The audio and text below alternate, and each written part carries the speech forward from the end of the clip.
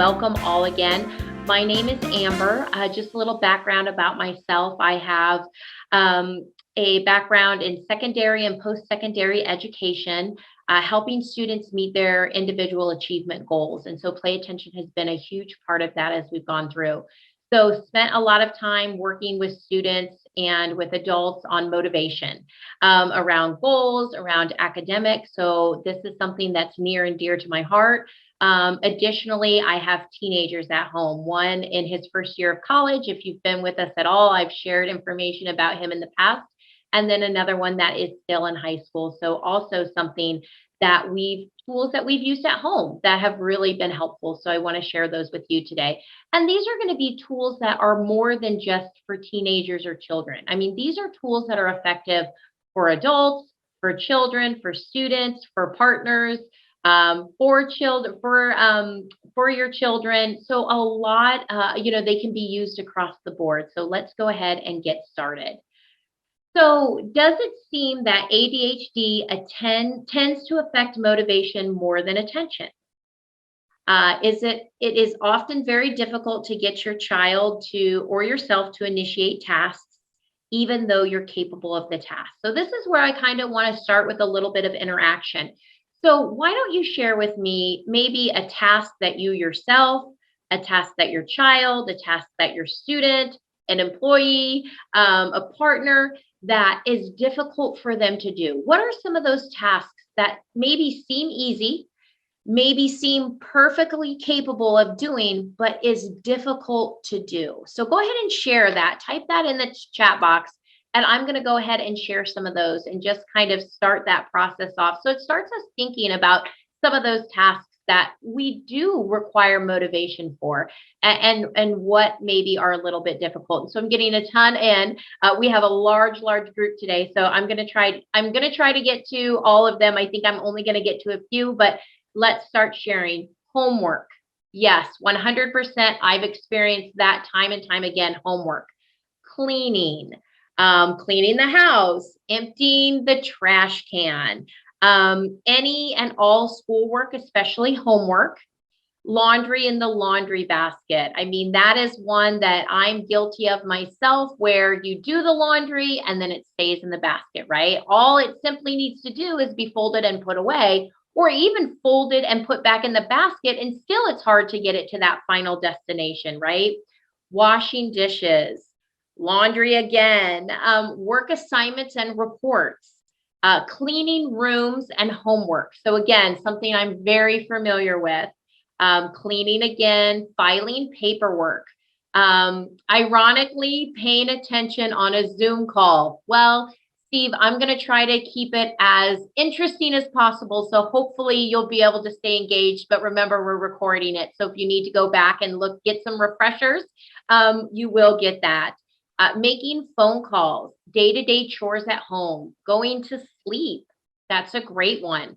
Housework, filing, starting physical tasks such as chores, dishes, cooking, building projects, working, anything that isn't a video game or watching a video. And that is such a great point that oftentimes, and you're going to hear me talk about this in the webinar today, especially if individuals are also having that comorbidity of ADHD, that things that are highly stimulating are easy to do, right? So video games, phones, electronic devices, because those are all designed to be really highly stimulating. But the tasks such as filing, paying bills, doing dishes, doing laundry, those are all very, very mundane. And so it's very hard for us to get stimuli out of those. And so they're very hard to do. So we're going to talk about that. Coming up with meals, anything that's not an emergency. And then I've got many, many more that I could get to, but for purposes of time, we're going to go ahead and get moving. But thank you so much for sharing those. And that really, I think, gave us a really wide variety of different types of tasks, showing that everybody is a little bit different in that, but there were a lot of commonalities, right? So kind of some differences, but some commonalities as well. So why do they seem unmotivated? what are the reasons behind that? And I want to share my a little bit more about my son, who's now 19. But at the time that we really were introduced to play attention, and we really started to, get him involved in that, was his freshman year, right? So his freshman year of high school, very unmotivated to do the day to day schoolwork, right? Super smart kid. He could test really, really high on standardized tests. The day to day was so hard to get him motivated, right? And so it really made us feel as parents, was he being lazy? Did he just didn't care? What was it that was causing him to be that way? So sometimes we think it's defiance, right? They're just intentionally, especially if we're working sometimes with teenagers, right? They're being defiant. They're intentionally not wanting to do the task. They're being lazy, right? They'd rather do something else. They're too tired. They want to do, things that are more fun, or that they just don't care, right?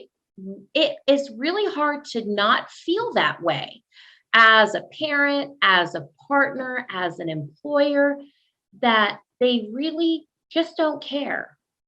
But it could be more that there's a fear of failure. It's a really, some people are really surprised to find out that very often individuals that have ADHD are also perfectionists.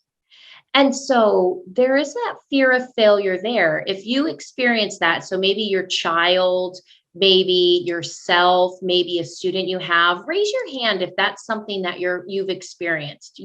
Someone with ADHD that is also a perfectionist.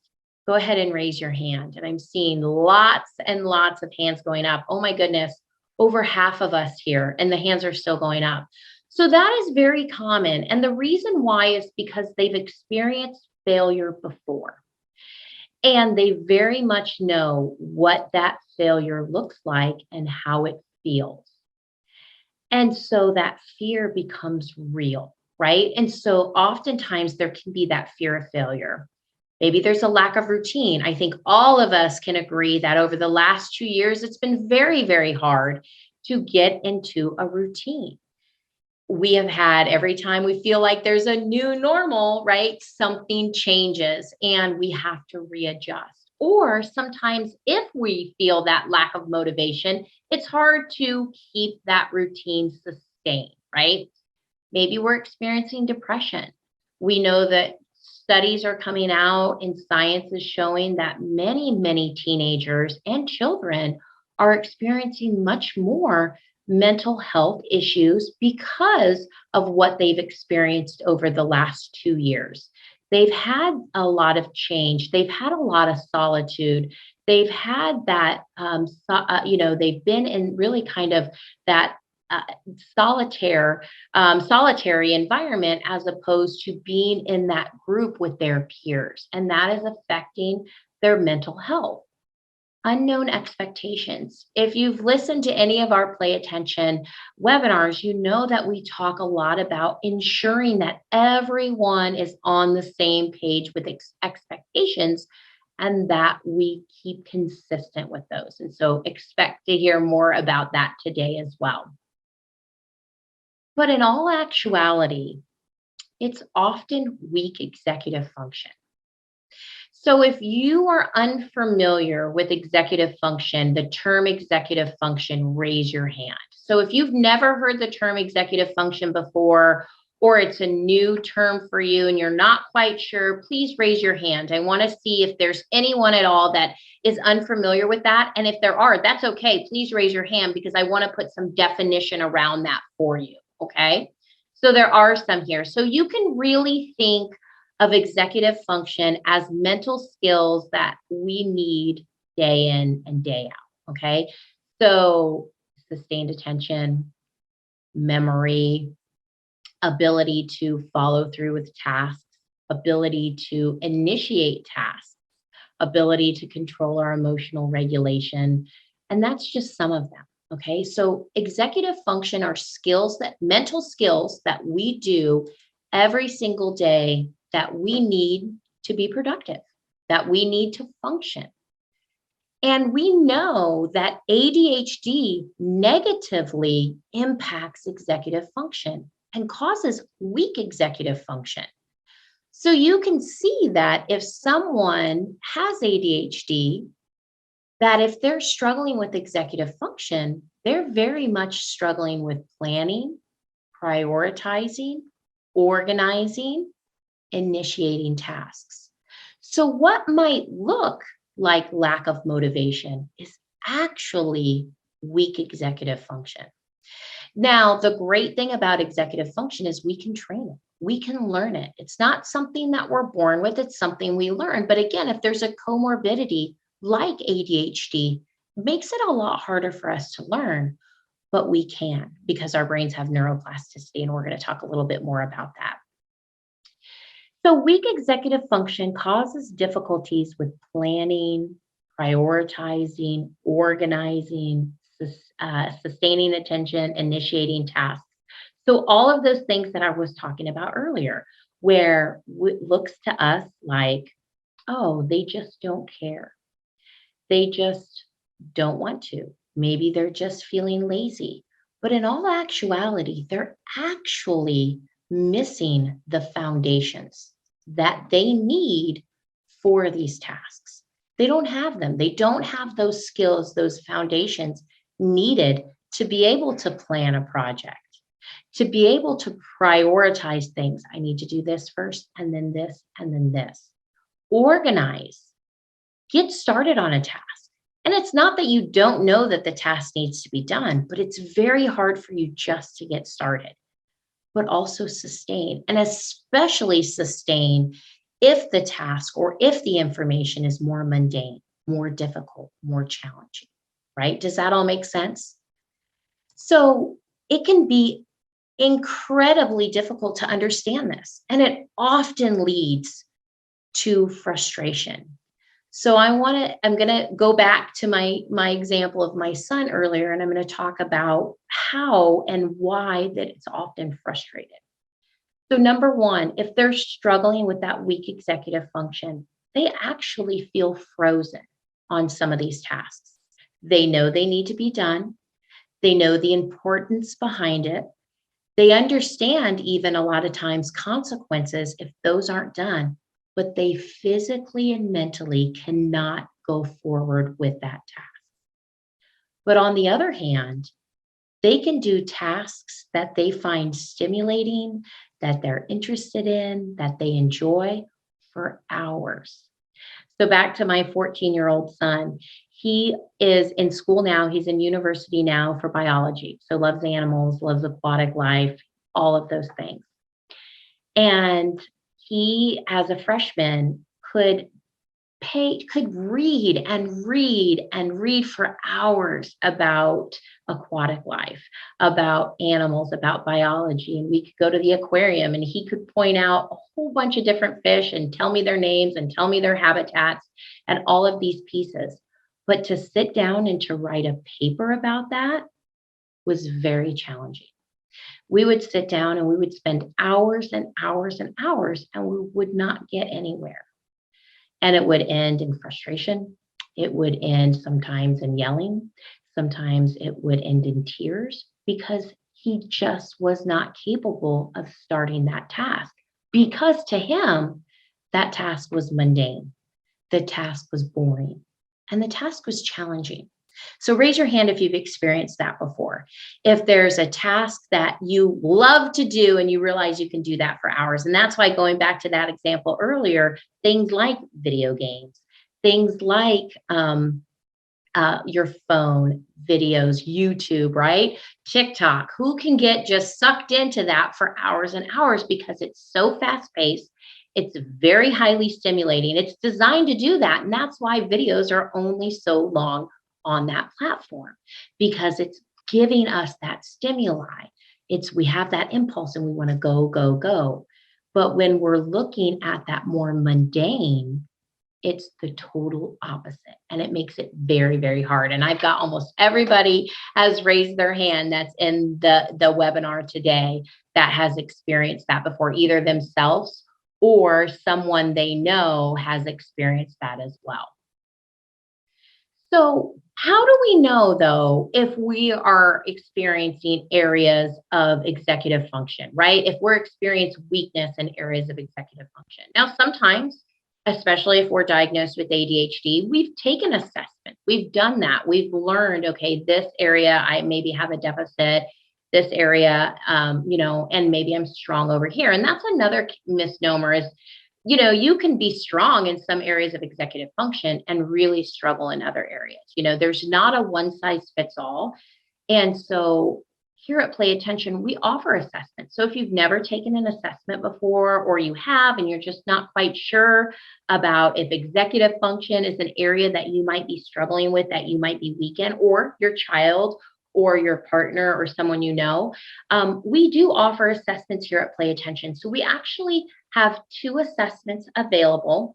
First is our focus assessment. That is assessment that's a norm-based test of attentional control. So basically a whole lot of words stating that we're going to compare you to your peers while you do certain activities. So we're going to look at 4 areas of attentional control, and there are norm ranges depending on your age of those areas of attentional control. So by comparing you to your peers, we see, okay, are you below the norm? Are you on the norm? Are you above the norm?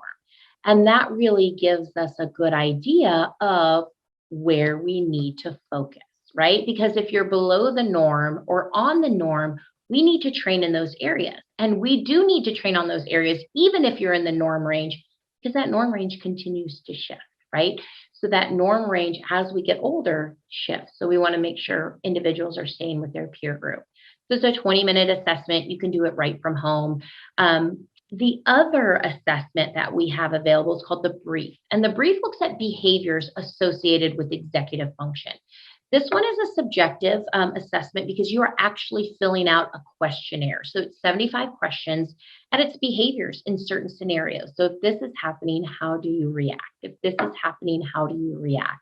And it breaks it down in the different areas of executive function. And so both of these assessments are really great tools to look at those areas that you might need some additional strengthening in. And they may answer some of those questions of why homework is so hard, why it's hard to put laundry away, why it's hard to determine what meals, planning meals out for the week. And so it's really helpful. And so we offer those. Normally, those assessments are $50 a piece. But as a thank you for attending today, we are going to offer them at half price. So if you're interested in doing one of those assessments, all you simply need to do in the chat box is type assessment. We will have one of our associates reach out to you and just grab a few pieces of information from you, and as well as your payment, and then we'll send you the link. And you can do those assessments. The results will come back to us, and then we will spend about 30 or 40 minutes. We'll schedule some time to do a review.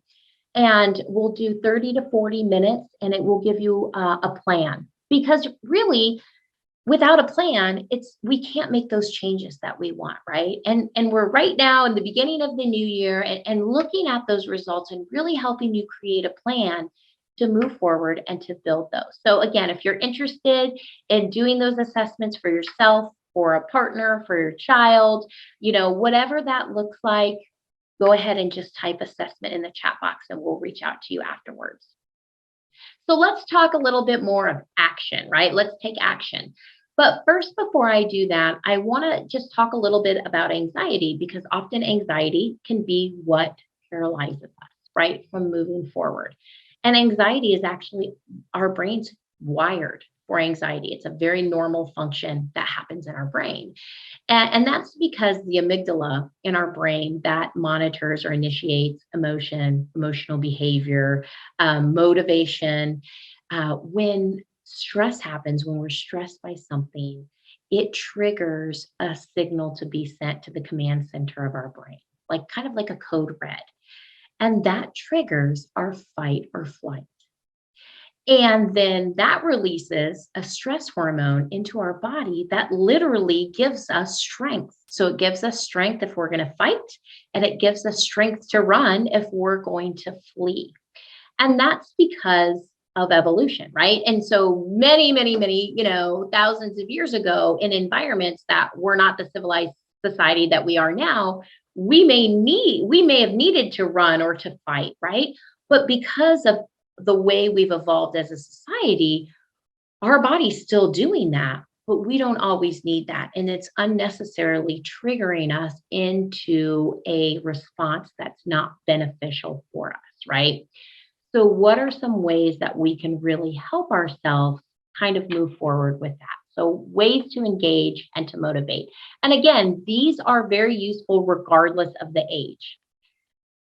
Be understanding. And I know myself because I've experienced it time and time again in the experiences that we've had at our house. It's very hard sometimes to be understanding, but being frustrated as well, we're not getting anywhere, right? Because they're frustrated. So us meeting their frustration is kind of like us butting heads, right? That's not going to be useful for us.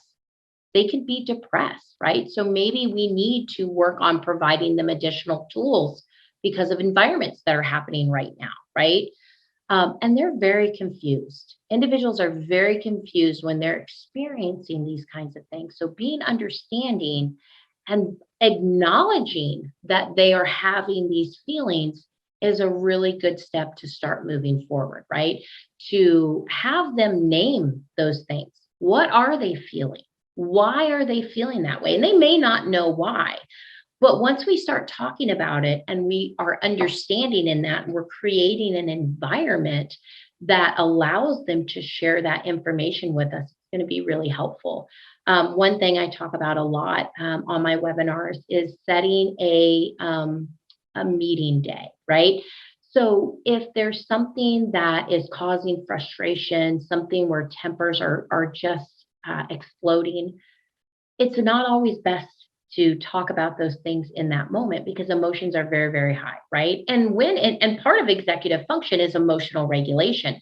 So if somebody is struggling with that emotional regulation because they have weak executive function, they're not understanding the same type of regulation that you might be understanding. And so by creating a day, a meeting day in the future to discuss these kinds of things is very helpful because number one, it puts it into the future where emotions are not high, right?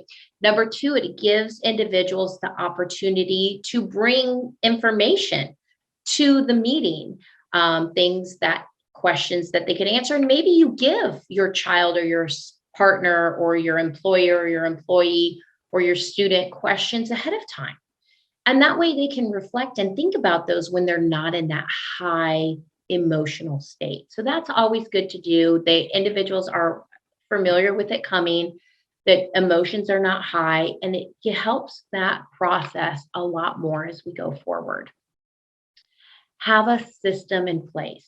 We talk so much here at Play Attention of developing a routine, right?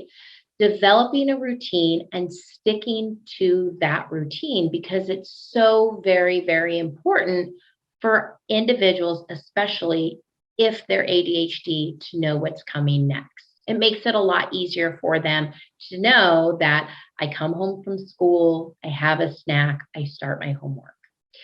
I pack my lunch at night. I get my bag ready for work. I put my keys by my bag.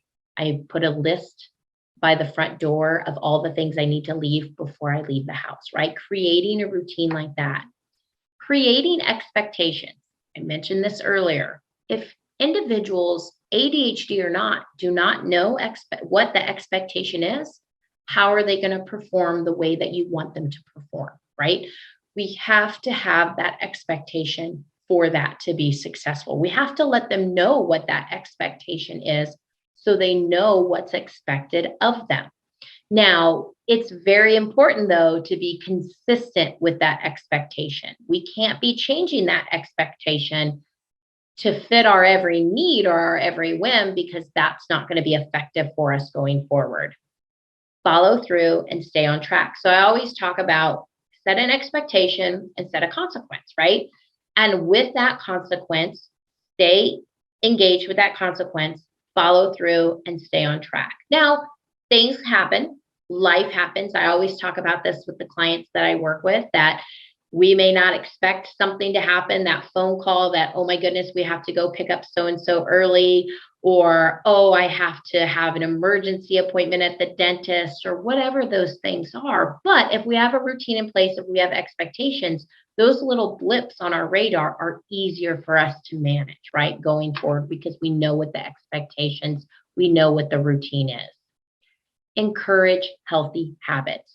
Nutrition is always going to help us. What we put in is what we get out, right? So it's very important for us to continue to have that nutrition. Exercise. We know that nutrition, exercise, and sleep are vital for individuals with ADHD. We know that they need to have the right type of nutrition. We know that they need to have movement. So maybe if they're really struggling, you have an individual, whether it's an adult or an individual or a student or a child, before they're getting ready to do a project, whether it's homework or a work project, they're a little bit more fidgety, right? They have their impulses a little bit higher. They need that stimuli. Have a movement break, right? So go outside, and if it's a child, play before they start their homework. So implement that into your routine. I'm going to come home, we're going to have a snack, we're going to play for 20, 30 minutes, but make sure whatever that time frame is, we stick to that, and then we're going to start on our work, and that's going to help with that. I'm an adult. I know I have this big project I need to work on, but it's going to take a lot of my time and a lot of my energy. So I'm going to maybe walk around the parking lot 2 or 3 times before I get started, right? Or I'm going to schedule breaks during that large project where I can get up, I can move around, I can just have that energy release. And sleep.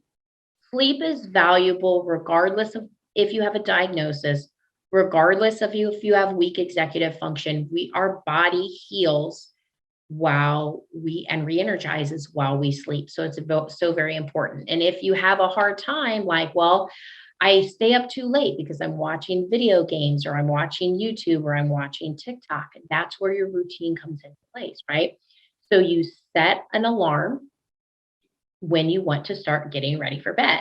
I set my alarm at 9:45. So every night my phone goes off at 9:45, and I know, okay, in the next 20 minutes, I want to be in my bed, right? So that takes time where if I need to pack my lunch, if I need to get my bag together, brushing my teeth, doing all the things, and making sure that I'm in bed. And that's my reminder that it's not time for me to watch another show on Netflix, right? Not, okay, one more, right? Or that's time for me to turn my phone off. By setting that, it helps me break that pattern that I'm in. So those are the kinds of things that are going to be helpful for that.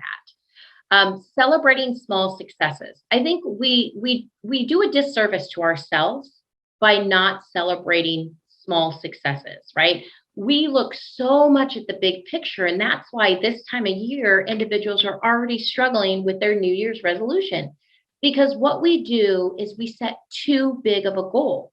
We set too big of a goal, and we don't plan as we go forward, right? So it sets ourselves up for failure.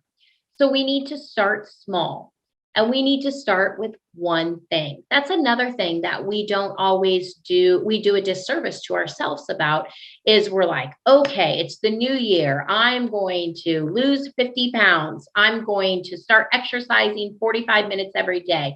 I'm going to read every night. I'm going to, and then I'm going to stop going out to eat so much. And it's too many things that you put on your plate to be able to manage and sustain. That's the important thing. When we're putting changes into place, when we're working towards motivation, we need to make them sustainable. So we need to start small. Set a small, achievable goal. Maybe it's turning my phone off at 10 o'clock every night. That's it. That's all I'm going to do. And I'm going to do that for a week. And I'm going to see where I'm at the end of the week. If I'm still struggling, then I need to readjust what that looks like for me. I need to relook at that goal and put other steps in place to make myself successful.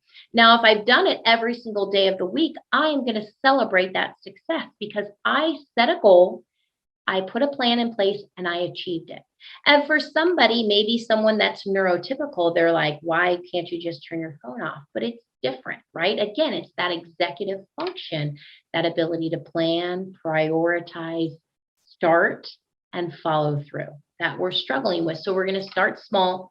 We're going to create an achievable goal. We're going to praise our successes. This is very important too, whether again, you're an adult or a child. If you're an employer and you're putting these little goals in place for your employees, you need to celebrate their success. Again, to you may not seem like a big deal, but it's a very big deal for them. And we need to celebrate that. We so often, especially individuals that have ADHD, are always focused on the negative, and we need to focus on that positive and celebrate those areas. If you're a parent and you have a child, celebrate their success. Maybe have a sticker chart, right? Maybe say at the, this is a reward that you're going to get at the end of this. We're working towards this goal, right? Praise the effort. Maybe we don't achieve exactly what we want to do, but we want to praise the effort. They started that process, right? Have you ever seen, there's a meme that floats around, a graphic that floats around the internet that says what it looks like the path to success is, and it's a straight line, but what it truly is, and it's this big squiggle that's all the way around and finally ends at success. That's the effort that it takes. Social media has done such a disservice to us, thinking that success is so easy and can happen overnight. And that's not reality of life. We don't see all of the behind the scenes, right?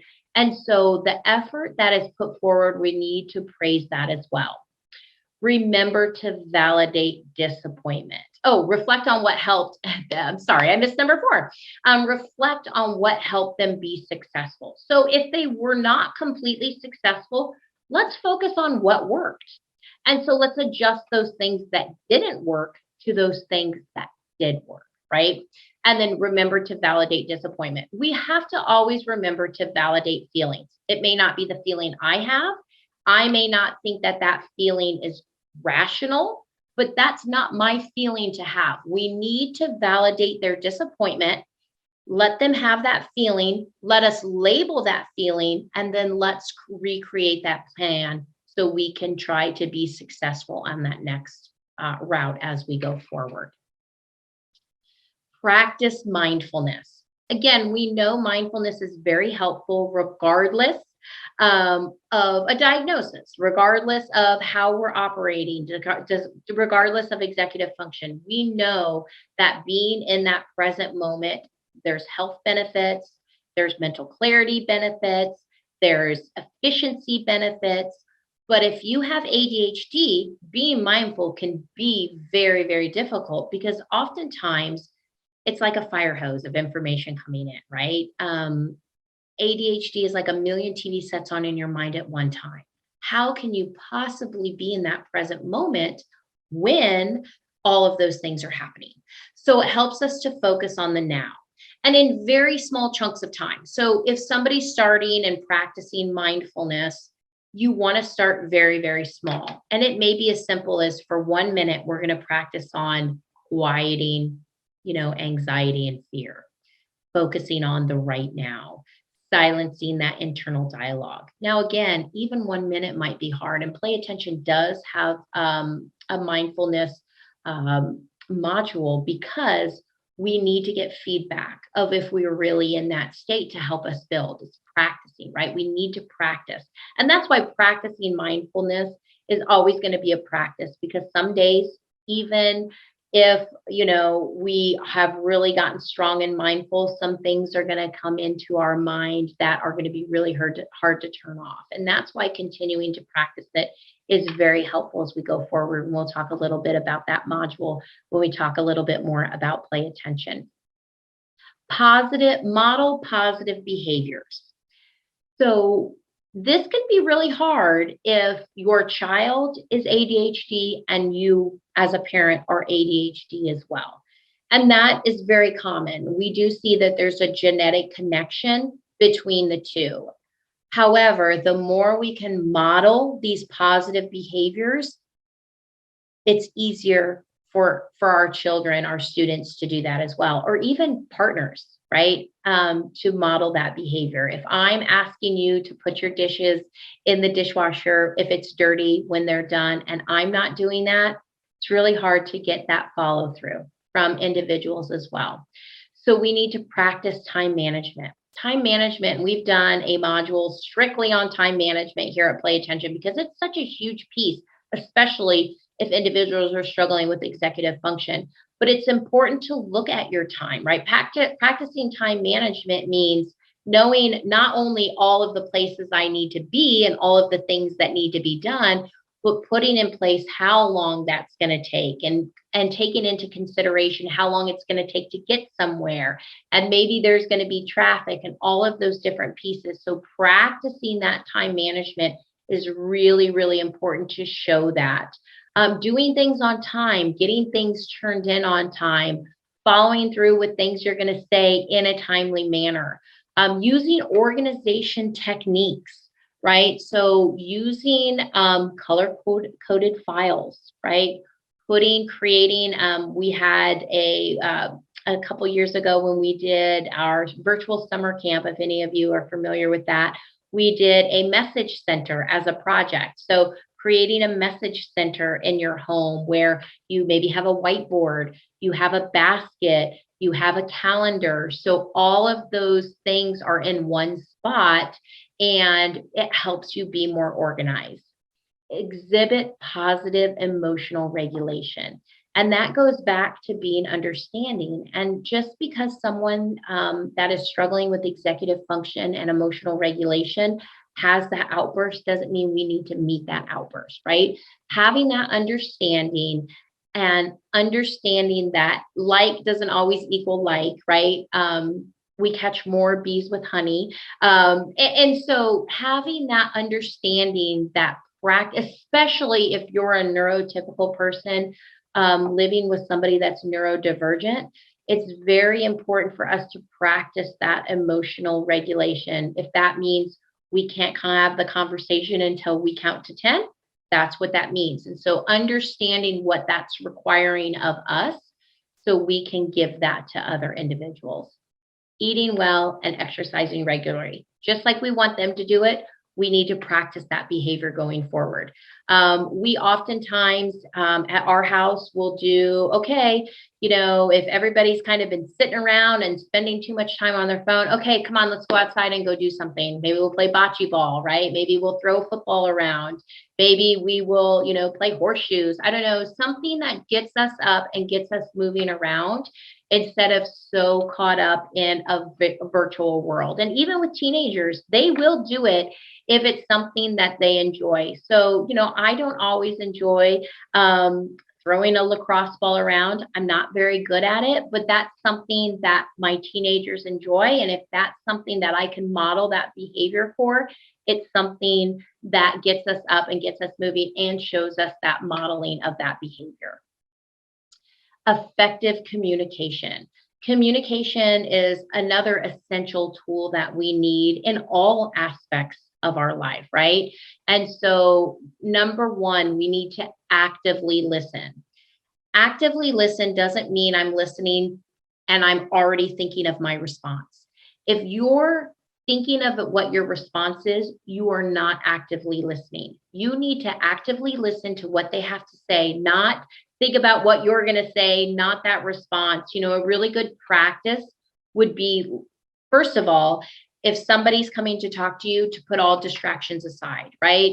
As an employer, if someone comes in and talks to me, I like to, look up, look away from my computer, put my pen down, whatever. So I'm giving them my full attention. That's one way that we can actively listen.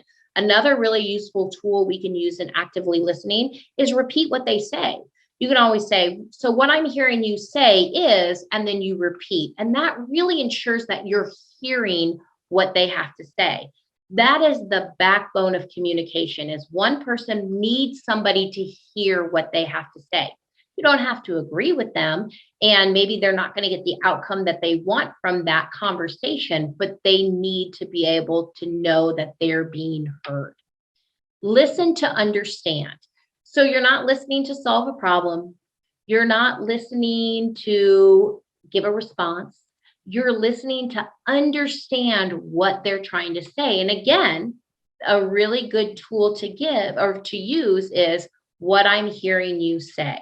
And that way you're not interpreting them the wrong way and you're really understanding what they have to say. Acknowledge that you've heard them. Acknowledge that you've heard them. And again, that doesn't mean you have to agree with someone, but you need to acknowledge that you hear what they're saying and that they have been heard. And then you can brainstorm solutions, right? And sometimes an individual doesn't even want a solution. They just need to be heard, right? That's just that human connection, that human understanding. They just need to be heard. And so that's a really important piece in that communication process. Now, if they do want a solution, that's a great opportunity to start brainstorming solutions together. And that's something where you can say, okay, how about we meet tomorrow? You brainstorm some solutions, I'll brainstorm some solutions, and we'll come together and we'll look at each other's list and we'll listen to that. And that, again, will take maybe some of the emotion out of it as well. And then allow time to reflect. If an answer doesn't need to be given in the moment, see if you can wait 24 hours before that. So you have time to reflect and really think about what that person has said and really reflect on that whole situation. And that's really going to help build that communication.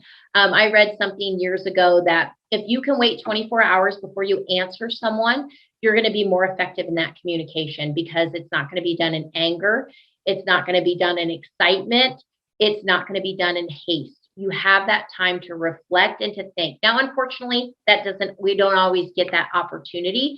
But if you can wait at least overnight, right, at least 12 hours before you answer, that's a really great tool. Another tool for adults that I like to use myself is if I'm going to reply to an email, which is also a form of communication. It's a little bit harder form of communication because you're missing those verbal or those nonverbal, right? The body language, expressions. So things can really very, very easily be misinterpreted in email. And so I like to, especially if I'm answering something that is a little bit, can be a little bit conceived as emotional situation, something that's maybe conflict resolution. I like to type out the email and then I just leave it in my drafts. Then I wait at least 2 or 3 hours and then I pull that email up again and reread it. And that really helps me reflect on what I've written. And is that something that I want to send? Because remember, with emails, I mean, words are the same way. Once they're out, right? We can't take them back. So something to really think about in your effective communication. And then give them space when they feel overwhelmed. Sometimes so much that stimuli is so much coming in, external, internal, all of that is happening. They just need time to reflect on their own, right? Journaling is a great practice if you can get them to write things down in that moment. That really does help with that overwhelming. And that is a practice for both children and adults. And if you say to me, well, my child is only, 4 or 5, and so it's really hard for them to journal, have them draw pictures. It could be the same thing, just having them sit quietly and just let some of that come out really does help with that overwhelmed feeling. It gives them the space they need and it gives them that opportunity as they're moving forward. And then finally, I mentioned this, I mentioned the mindfulness module, but using play attention is very effective because play attention builds executive function. It teaches us how to strengthen our executive function. And this was an important role in my son, that I talked about earlier. It was an important part of his growth because as a freshman, we knew eventually when he went to university, he was going to have to write those papers, right? That difficult task of writing a paper was going to have to be done. And so we needed to give him that ability to build that foundational skill to be able to sustain that attention, to be able to start that task, even though it was difficult. And so play attention is specifically designed to teach executive function through cognitive skill building. So, what each of our games does is specifically teach cognitive skills that then in turn strengthen that cognitive control. Okay. So it's taking different things like task initiation, task completion, sustained attention, memory, components of memory, processing, and it's teaching individuals and it's building those foundational skills that are necessary for us day in and day out. And I want to really emphasize the fact you can be a very intelligent, very smart person and still struggle with executive function. You can still manage a multi-million dollar budget and struggle to pay your bills. You can be, test as a freshman in high school at a college level and still get a D in your class if you have that weak executive function. And that's what play attention builds. But in addition to that, it also challenges us. So we know there are specific catalysts that we need for our brain to change, right? We need attention, we need deliberate practice, and we need challenges. But sometimes those challenges can lead to that anxiety, right? And that puts us right back in the beginning where we're struggling and we're freezing. And so play attention has a component built in. And basically, what happens is, first of all, the system is able to meet individuals where they're at because there's not a one size fits all. I can have two 10-year-old ADHD individuals and they're still going to present different, right? So it's does a disservice if we're going to say, oh, this is a 10-year-old's level, because that's not going to work for every 10-year-old. So the system is automatically able to meet individuals at their level, and then it challenges them from there. And so if the individual's in there and they start to do well, the system makes it a little bit harder. They meet that challenge, it makes it a little bit harder again. However, there's an algorithm built in where we're balancing that challenge with success because success is important. It's necessary for us in this process as well. So if somebody's doing their training, if they get to a part that's too challenging, bumps it back down to that last level of success, evens that out, and then starts that process again. So it's providing that challenge without that anxiety, without that fear. And it's really beneficial in helping individuals not only start that process, but strengthen and build those skills with permanency. And we're doing that with a 3-part program. We use we use cognitive games integrated with feedback technology in a behavioral shaping program. So individuals use our body wave armband. If you've been around, you've seen that before, where this is our body wave armband. It has sensors on the back that are picking up that brain activity indicative of attention. And then it's going to work in conjunction with our different cognitive skills. So this is what I was talking about earlier regarding the mindfulness. Now that one you can't see on here. It's our Lotus module where it helps you learn to build mindfulness. And why our program is so effective is because we are the only program out there that integrates that cognitive skills with feedback technology and behavioral shaping. So we're giving you your attention, one of those catalysts that we need, in real time. We're picking up that attention, we're feeding it to you wirelessly, and that's what you're using to control those cognitive games. So you're getting real-time feedback of attention and you're practicing it with these cognitive skills. So you're practicing your attention. You can practice your sustained attention and attention stamina.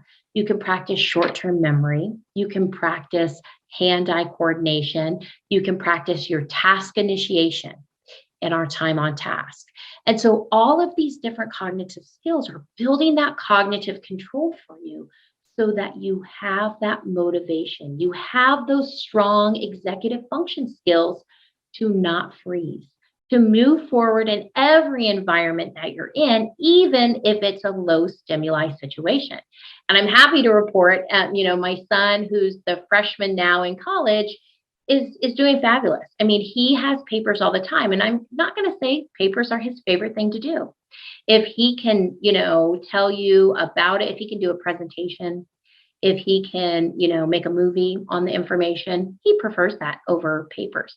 But he has the ability to do it now. And that's what we need to do is you need to strengthen and build that ability to be able to do those tasks so you can move forward. And in addition to that, we have just started in 2022 the opportunity for you to do live online sessions. So traditionally, Play Attention has been done where you're doing the training independently. You have an executive functions coach that helps you get started, helps you with support as you go through the program. But now we actually have a component where you can actually have a live certified trainer doing your training with you.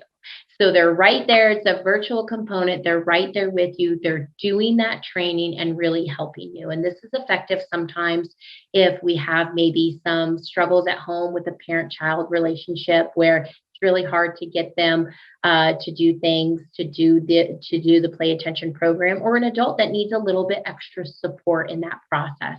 And so we're more than happy to provide you additional information on our live online training. And I'm going to give you an opportunity here to request some information.